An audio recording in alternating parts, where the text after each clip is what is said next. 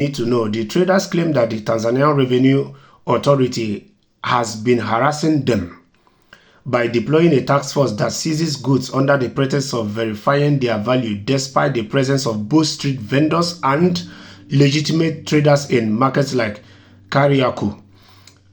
Dar es Salaam, major market traders in Tanzania, starting from Kariakoo, have announced an indefinite strike beginning Monday, June 24, 2024, until all their business challenges are resolved. So it's only normal that these traders are going on strike because they don't want to be exploited anymore by this task force.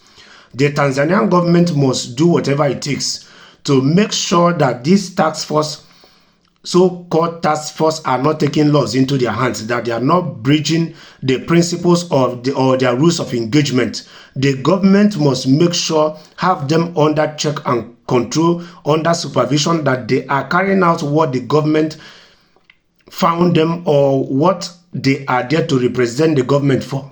These traders claim that the Tanzania Revenue Authority has been harassing them by deploying a task force that seizes goods under the pretext of verifying the value, despite the presence of both street vendors and legitimate traders in markets like Kariakoo. A statement circulated on social media about the strike on June 22, 2024, directs all traders in Kariakoo Market to close their business, including their shops, offices, and many other activities starting from Monday, June 24, 2024, indefinitely, continuing with the strike until all their business challenges are resolved.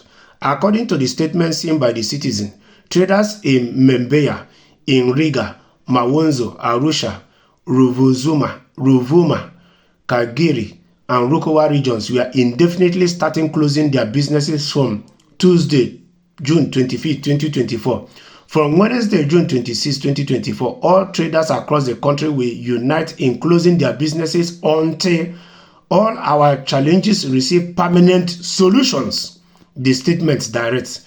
The statement warns that traders will set up a task force to inspect offices and businesses that have violated the directive to join forces in fighting against what was referred to as an oppressive tax regime.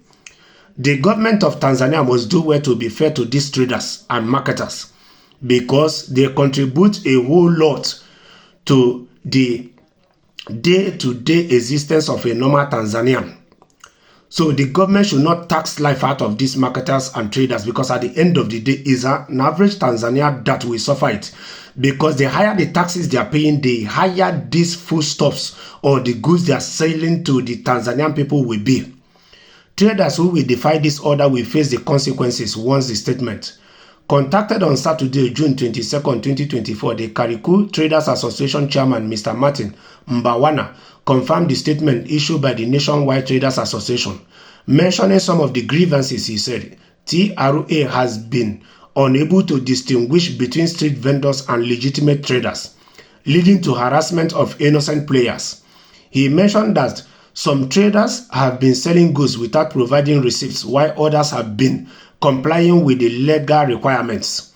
Now, when someone comes from abroad or other regions, their goods are seized, claiming that the receipt value is too low, even though they sometimes buy from street vendors or shops, he said over the phone. He alleged that the TRA has quietly introduced a value-added tax VAT return system for traders, where someone who claimed 40 million shilling has it cancelled and then gets a debit imposed on them, a situation that has created resentment among traders towards the government.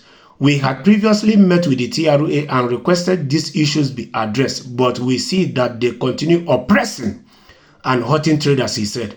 However, he hinted that he was traveling to Dodoma to meet with the Minister of Finance to discuss this matter.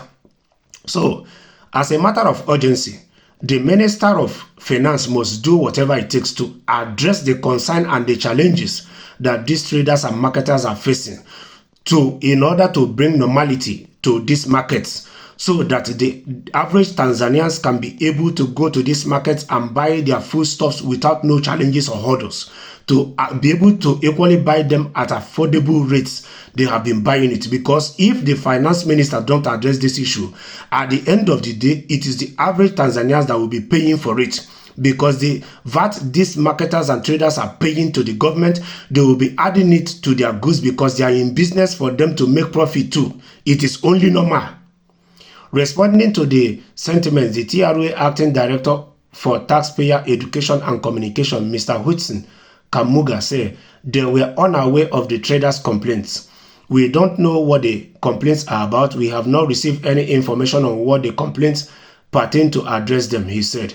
Mr. Kamungu said there is a procedure for submitting complaints for resolution which has not been followed.